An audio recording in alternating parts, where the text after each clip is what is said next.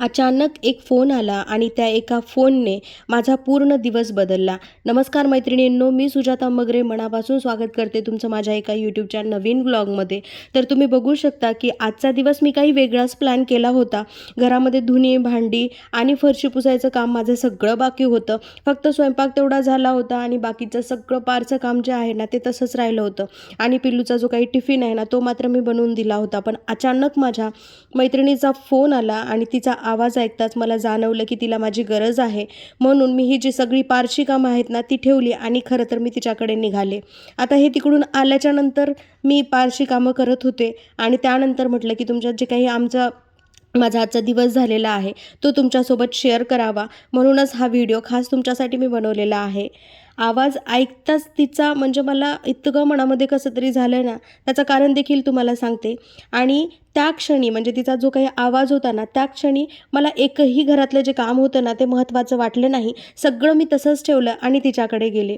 मी जाऊन तिचं काही दुःख कमी करू शकले असेल की नाही मला माहीत नाही, पण प्रत्येक वाक्य ऐकताच मला माझे दिवस आठवत होते. कारण याच दुःखातून मी पण गेलेली आहे. म्हणून कधी-कधी माणसाला मोठमोठे सल्ले नको असतात. आपलं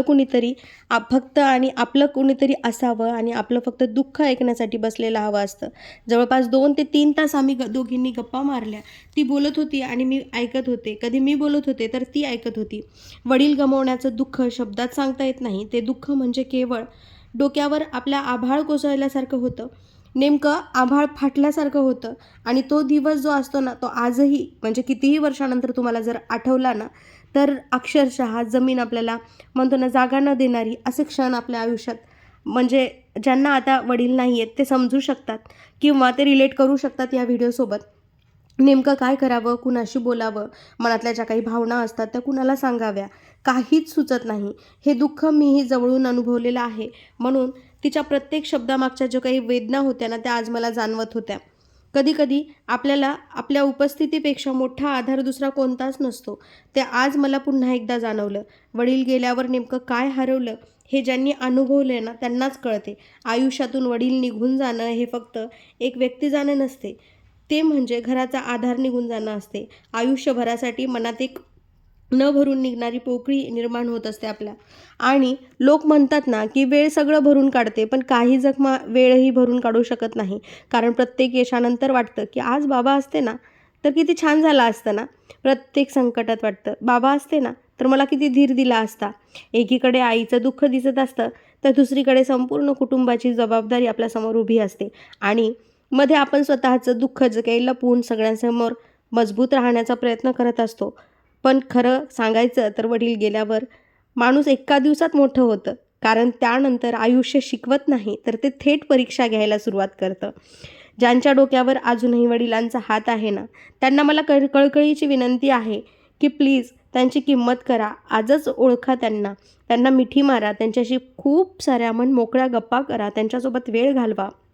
आणि कारण आज ते आयुष्य जे आहे ना ते आम्ही जगू शकत नाही.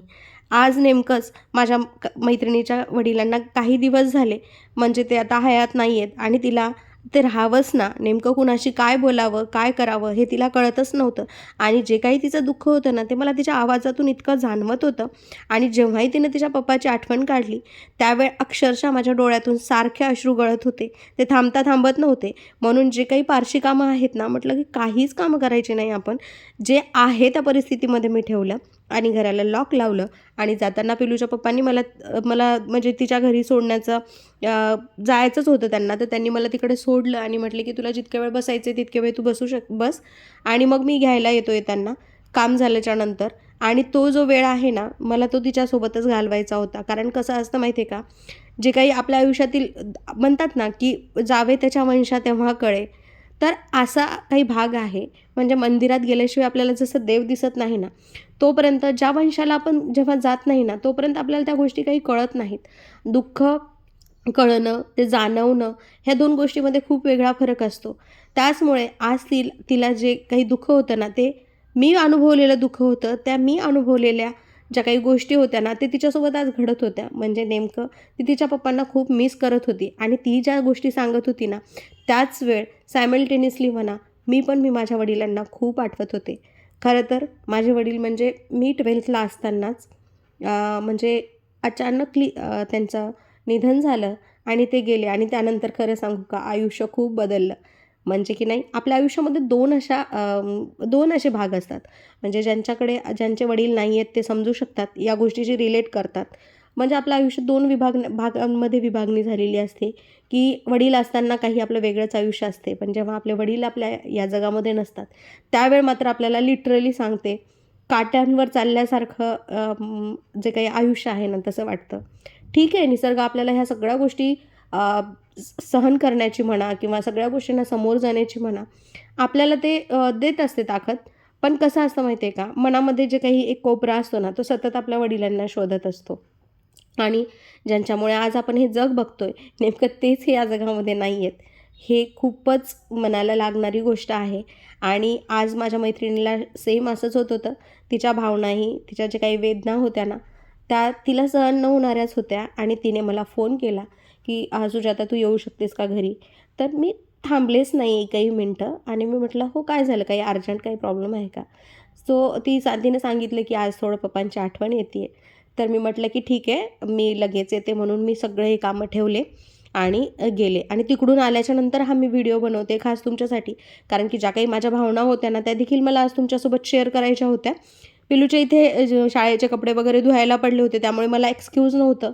ॲक्चुअली मी हे कपडे पहिल्यांदा कोरडेच ठेवले असते, तर मला धुण्याची गरज नव्हती. पण मी भिजत घातले होते हे कपडे आणि मला ते धुणंच होतं कारण नेक्स्ट डे आपल्याला लेकरांना पाठवायचंच असते त्यामुळे. आणि लेकरं काय करतात, एकदा जरी ड्रेस घातला ना, तर ते खूप मळवतात. त्यामुळे आपल्याला ह्या गोष्टीसोबत एक्सक्यूज नाहीच आहे. मनामध्ये चाहे काहीही तुमच्या प्रॉब्लेम्स असतो, तुमच्या आयुष्यात काहीही प्रॉब्लेम असतो, काहीही घटना घडलेल्या असो. पण एक आई म्हणून, एक बायको म्हणून आपल्याला ह्या सगळ्या गोष्टींना पुढे तर जावंच लागतं. त्याचमुळे आपल्याला मजबूत तर व्हावंच लागतं. त्याचमुळे जे काही हे कामं आहेत ना, मी परत घेतली करायला आणि ज्या काही माझ्या मनातल्या भावना आहेत, त्यात मी तुमच्यासोबत शेअर करत आहे. एक्झॅक्टली हे जेव्हा मी व्हॉईस ओव्हर करत आहे, तेव्हा देखील मनाची जी काही आपल्या हे असते ना, चलबिचल असते किंवा जे काही अस्वस्थपणा असतो ना, त्यामुळे माझे शब्द तर थोडेसे इकडे-तिकडे गेले. तर नक्कीच आशा आहे, की तुम्ही मला समजून घेसाल आणि ज्यांना नक्कीच आयुष्यामध्ये ज्यांचे वडील फार लवकर गेलेले आहेत, ते या गोष्टीसोबत रिलेट करतच असतील, तर नक्कीच त्यांनी त्यांचे ज्या काही भावना आहेत ना, त्या कमेंट सेक्शनमध्ये सांगा. कारण की काय होते, दुःख आपण जेव्हा सांगतो ना, त्यावेळी कमी होतं असं म्हणतात.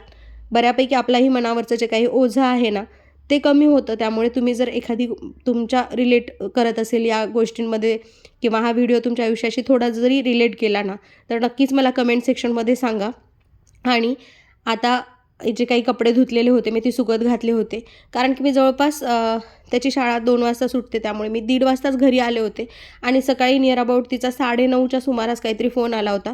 त्यामुळे मी तेव्हाच गेले होते. त्यानंतर अजून तरी ऊन होतं. म्हटलं आधी पहिल्यांदा कपडे वगैरे जे काही आहेत ना, ते बाहेर सुकत घालावं. म्हणजे पाऊस नव्हता आज. म्हटलं थोडं जरी पाणी त्यातलं जे सुकलं ना कपड्यांमधलं, तर नंतर जरी पाऊस आला तरी आपण आता कसं होतं मोस्टली संध्याकाळच्या वेळेला 4-4:30च्या नंतर पाऊस येतो. तर त्याचमुळे पहिल्यांदा मी कपडे धुवायला घेतले आणि हे जेव्हा याच्यातलं पाणी वगैरे जरी सुकलं तरी आपण नंतर ते फॅनला घरामध्ये जे काही स्टँड आहे कपड्याचं ते लावून आपण हे कपडे सुकवू शकतो म्हणून पहिल्यांदा मी कपडे धुवायला घेतले. किचनवरचा अजूनही काहीही राडा काढला नाही आणि सगळ्यात जास्त पावसाळा म्हटले की आपल्याला कपड्याचंच टेन्शन असते. म्हणून मला पहिल्यांदा हे आटपलं ना की मग भांड्याचं काही प्रॉब्लेम नाही. 1 तासामध्ये भांडे होतील आणि झाडून फरशी आपल्याला अर्ध्या तासामध्ये होईल. याच हिशोबाने मी एवढे सगळे कपडे काही धुतले होते. आणि माझी थोडीशी तब्येत पण बरी नाही आहे आणि पण काम करणं तर आपल्याला कंपल्सरी आहेच आणि एक्सक्यूज म्हणतो ना आपण कुठल्याच आईला, कुठल्याच बायकोला नाही आहे. म्हणून हे सगळे कामं जे आहेत ना, मी तसंच करायला घेतले आणि तुम्हाला आवाजावरून माझ्या लक्षात येतच असेल, की खूप बॉडी पेन पण होत होतं आणि अंगामध्ये थोडीशी ताप असल्यासारखं वाटत होतं आणि हे पिलूच्या पप्पांनी सकाळी जे काही पाव आणले होते ना, ते उरले होते आणि थोडीशी चपाती होती या दुरडीमध्ये आणि याला इतक्या मुंग्या लागल्या ना, म्हणजे लिटरली उन्हाळ्यामध्ये मुंग्या नाही लागल्या. पण आता कसं काय मुंग्या लागल्या माहीत नाही आणि हे बाकीचे जे काही सामान आणलेली, भाजीपाला आणलेली कॅरी बॅग्स आहेत ना, पहिल्यांदा मी ते ठेवले. तुम्हाला तर माहीतच आहे मेहंदी लावण्यासाठी ते खूप कामी येतात. म्हणून मी हे जे कॅरी बॅग आहे ते सांभाळून ठेवते. सोबतच त्यांनी लिंबू पण आणले होते आणि ते पण मी कॅरी बॅगमध्ये बांधून ना फ्रीजमध्ये ठेवलेत. बनाना वगैरे आणले होते, हे सगळं वर उचलून ठेवलं आणि जे काही भांडे आहेत ना किचन ओट्यावरचे ते आवरायला घेतले आणि म्हटलं की एकदा भांडे झाले की मग परत आपण किचन ओटा वगैरे आवरून घेऊन फरशी पुसून मग नंतर आंघोळ करायची, असा माझा प्लॅन होता. आणि इतके सारे भांडे जमा झाले होते ना, म्हणजे काल रात्री मी तुम्हाला सांगितलं ना की बॉडी पेन इतकं होत होतं तुम्हाला, म्हणजे असं मला जरी उद्या डब्बा आहे म्हणून करायचं असं कळालं होतं, माहिती होतं की नेक्स्ट डे पिल्लूला सुट्टी नव्हतीच, पण मला म्हणजे लिटरली हातपायच उचलत नव्हते आणि अंगामध्ये सारखा ताप होता. त्यामुळे मला हे काही रात्री थंड पाण्यामध्ये हातच घाला वाटत नव्हतं, म्हणून मी किचन वगैरे आवरायचं ठेवलं होतं आणि जे काही फक्त महत्त्वाची भांडे घासून घेतली होती, भांडे पण घासायचे ठेवले होते. आणि त्यानंतर म्हटलं उद्या दुसऱ्या दिवशी ऊन पडलं ना तर हे सगळं घासायला मला सोपं जाईल, उन्हाला बसून मी थोडंसं करेल असं मला वाटलं होतं. पण लिटरली आज सकाळीच फोन आला आणि मग मी पूर्णतः हे सगळं ह्या गोष्टी मला काही तेवढ्या इम्पॉर्टंट वाटल्या नाही. म्हटलं चला आपल्यालाच कामं करायची आहेत. आणि त्याचमुळे आता पिल्लू मात्र इथे आला होता, म्हणजे जवळपास 1-1:30 वाजता, 1:30च्या सुमारास मी घरी आले होते, तर त्यानं आला होता थोड्या वेळाने आणि मग नंतर त्याचे डबे जे आहेत ते मी घासायला घेतले. आणि तुम्ही बघू शकता म्हणजे त्यानं चपाती पण खाल्ली नाही आणि भाजी पण खाल्ली नाही. मुलांचं लेकरांचं असंच असते, म्हणजे थोडंसं खाल्लं एक टिफिन आणि दुसऱ्या टिफिनमध्ये जर समजा खेळायचा नाद लागला किंवा मग कुणाला बोलायचा नाद लागला की मग ते टिफिन तसाच ठेवतात आणि फक्त एकच टिफिन पिल्लूनं पूर्ण खाल्ला होता आणि बाकीचा दुसरा टिफिन तो त्याने तसाच ठेवला होता. सो आता हे चपाती तुम्ही बघू शकता, एवढी छान मऊ चपाती त्यानं तशीच वापस आणली होती. म्हटलं चला कोणत्या तरी म्हणजे कुत्र्याला वगैरे टाकता येईल म्हणून मी ती चपाती काढून ठेवली साईडला. भाजी पण तशीच काढून ठेवली, खरकटं पाणी एकदाचं जमा केलं. भांडे पहिल्यांदा सगळे हिसळून घेतले आपण पाण्याने छान असे, की मग लगेच भांडे घासायला काय आपल्याला जास्त वेळ लागत नाही. म्हणजे जेव्हाही मला भांडे घासायचे असतात पहिल्यांदा मी छान ते विसळून घेते आणि नंतर तुम्हाला तर माहीतच आहे विम जेल छान वाटते मला, हे विम बारची साबण, तर त्यामुळे तीच जे काही साबण आहे ना ती घेतली आणि भांडे घासायला सुरुवात केली. जरी तुम्हाला वाटत असेल की ते भांडे घासत आहे, पण जे काही आम्ही बोललो, ज्या काही मनातल्या आठवणी आहेत वडिलांच्या, त्या सारख्या मनामध्ये खेळत होत्या. कारण आज दिवस जो आमचा उजडला होता ना, ते निव्वळ आमच्या वडिलांच्या आठवणीसाठीच उजडला असावा कदाचित. कारण की कसं असतं माहिती आहे का, ज्यांनी आपल्याला जग दाखवलेलं आहे खरं तर त्यांना विसरणं हे शक्यच नाही आहे.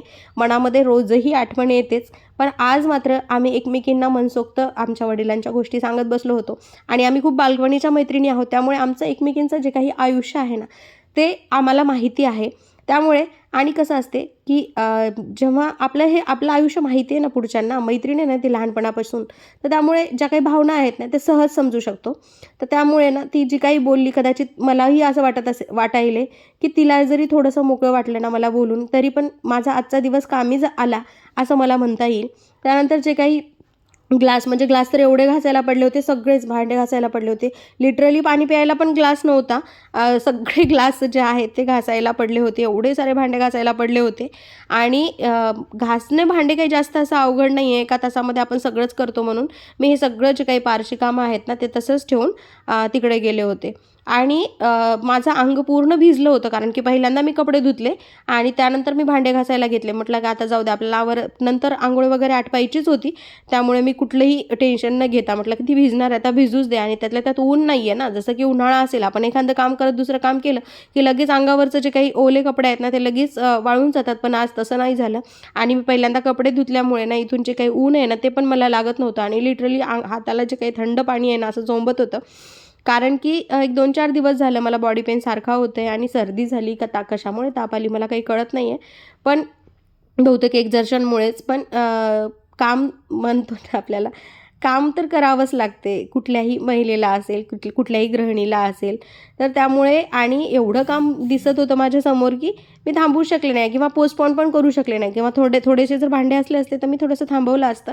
पण भरपूर सारे भांडे होते आणि पूर्ण जे काही रॅकमधले भांडे आहेत ना ते पडले होते. त्यामुळे मी पूर्ण भांडे जे आहेत ना ते घासायला घेतले. आणि इवन मला ना जेव्हाही असे भांडे खूप पडतात ना त्यावेळी मग माझं लिटरली सांगते, आता तुम्ही बघू शकता प्रत्येक जर व्हिडिओ तुम्ही बघितला असेल बारकाईनं, तर इवन पोळपाटनं लाटणापासून जे आहे ना मी ते घासते, तावा वगैरे तर घासतेच, पण मग ते गॅसचं बर्नर असो किंवा मग पोळपाट लाटणं असो किंवा मग दुर्डी असो, चाकू असो, हे छोट्या छोट्या गोष्टी ज्या काही आहेत ना मी ते एकही ठेवत नाही, मग सगळंच क्लीन करते.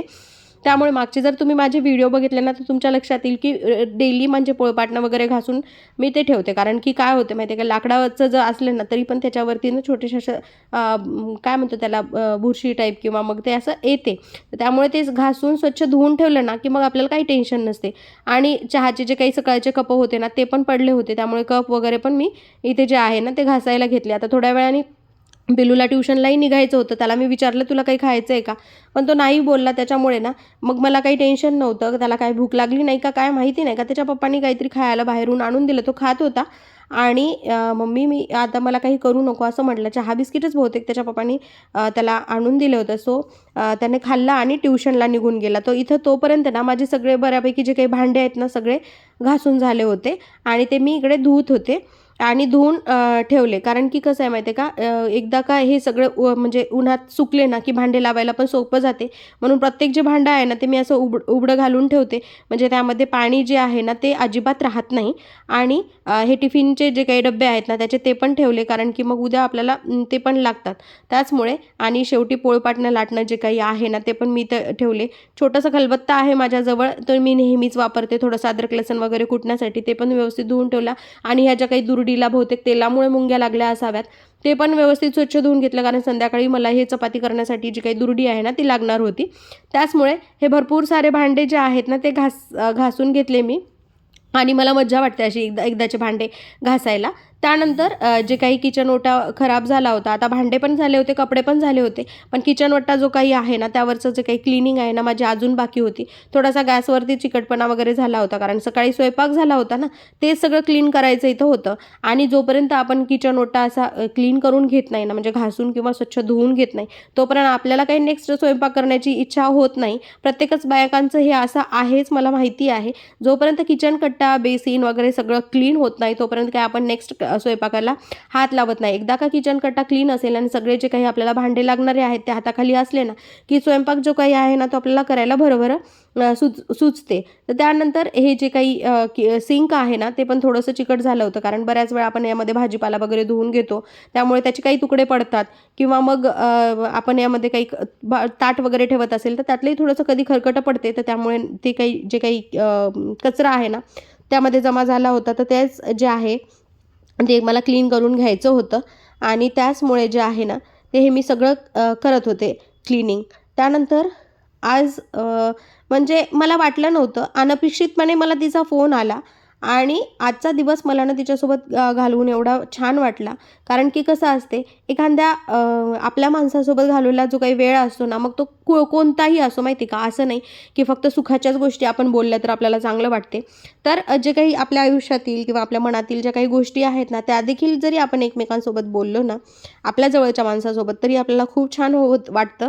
त्यामुळे तिकडून आल्याच्या नंतर हे सगळं काम करणं मला काही फार जड गेलं नाही. एक दिवस तो तिच्यासोबत मैत्रिणीसोबत घालवलेला वेळ मला आज माझा पण दिवस सार्थक झाला असं वाटत होतं.